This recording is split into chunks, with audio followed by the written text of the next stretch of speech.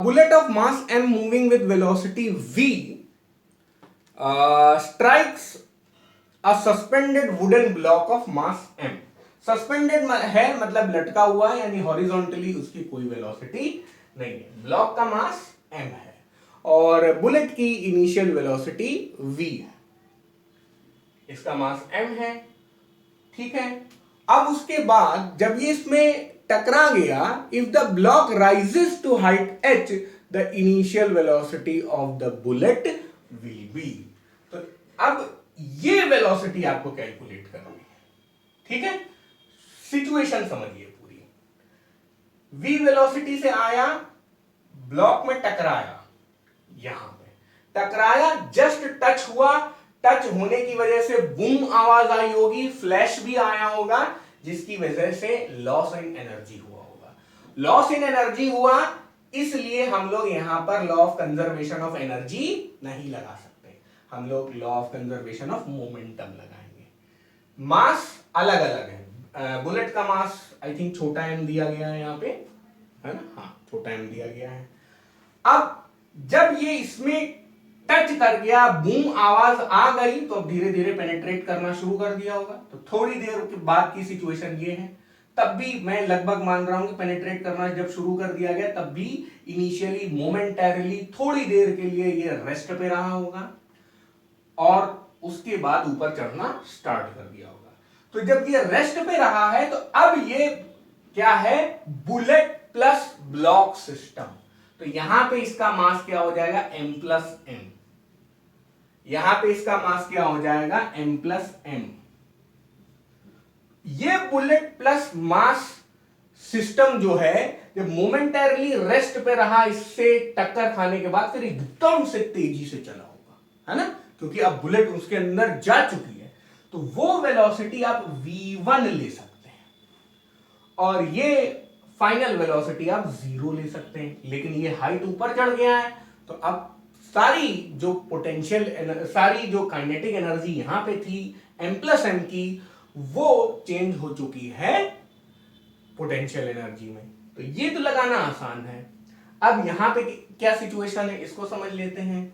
ये इसका मोमेंटम 0 है, इसमें बढ़िया मोमेंटम है.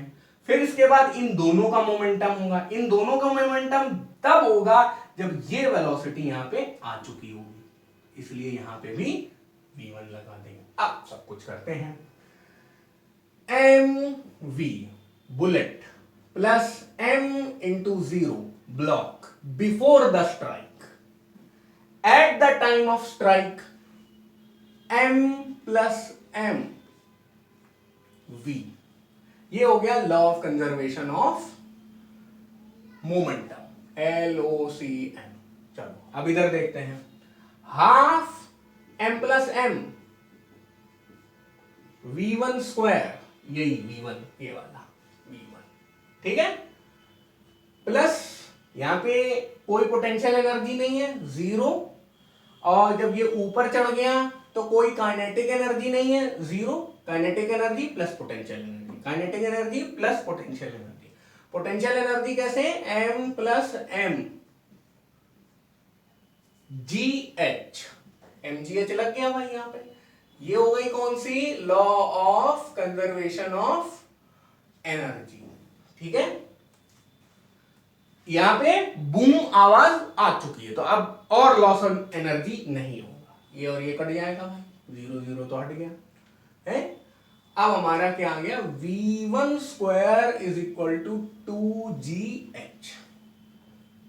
ये हो गया अंडर रूट 2gh. लेकिन भाई हमारा गोल v1 निकालना नहीं है. v1 तो ये वाली वेलोसिटी बीच में जो टोटल सिस्टम की वेलोसिटी थी, हमारा गोल है v निकालना.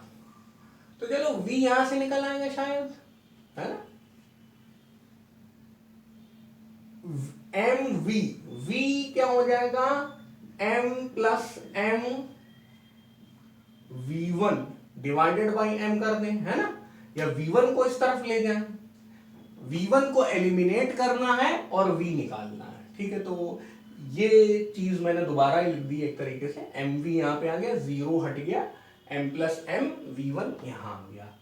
अब v1 is equal to M V divided by M plus M. इस पहले वाले से जो इंफॉर्मेशन आई उसको वापस इसमें रख देंगे। तो V1 की जगह ये रख दो M V divided by M plus M, बस अपना आंसर दिखना शुरू हो गया। V is equal to M plus M divided by M under root 2GH। समझ गए?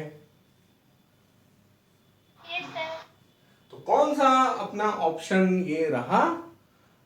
This is option 2 I think.